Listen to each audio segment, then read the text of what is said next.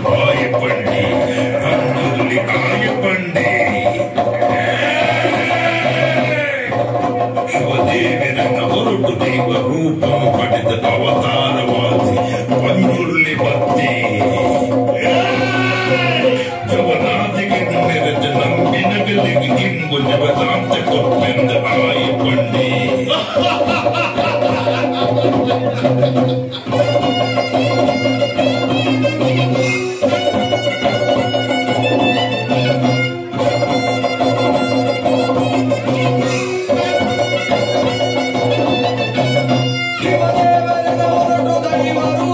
ಪಡೆದು ಅವತಾರವಾದ ಮಂಜುರ್ಲಿ